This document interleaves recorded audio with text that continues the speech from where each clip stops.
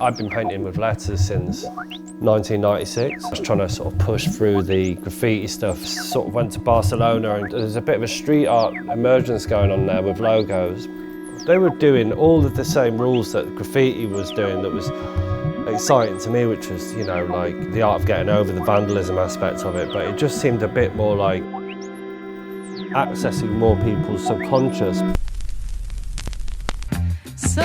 I found that quite inspiring and I thought, well, why don't I paint a logo that is a beautiful piece of architecture and put it on bad bits of architecture or dirty bits of architecture.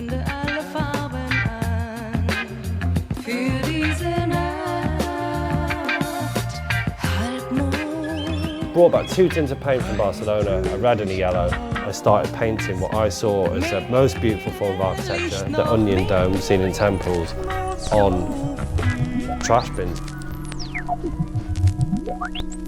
Early on when I was in my 20s, I used to really worry and make sure that nothing of mine looked like anyone else's, and that was actually a really inspiring way to kind of move yourself forward. I'm really a massive fan of underground comics, Robert Crumb, Victor Moscoso. From music to comics to toys to collectible pop ephemera. I started realising that the stuff that I make is the stuff that I collect.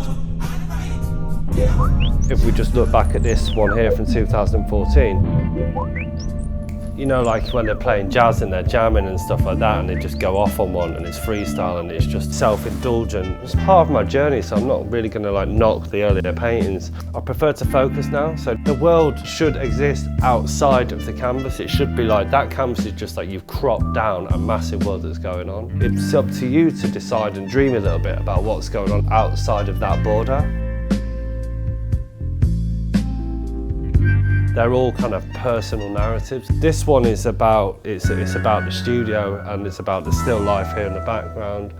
Paintings halfway through the ground, it's about the trapped artist underneath the floorboards. The Smurf one is, that's when I had my injury in Ibiza recently, and this is Cap Negret in Ibiza. To talk about the world and to talk about the planet and about the stuff that I'm going through as a human, you need to be able to access more than just the happy reference points.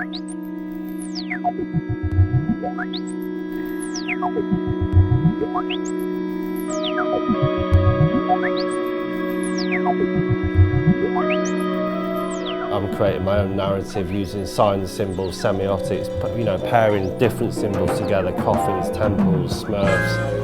Walking hearts, you know, what does each one of those symbols mean alone to me?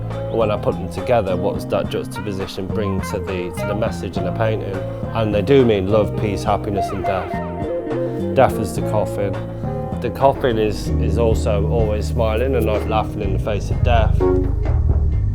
Peace is the temple. The heart is the love, the walking heart.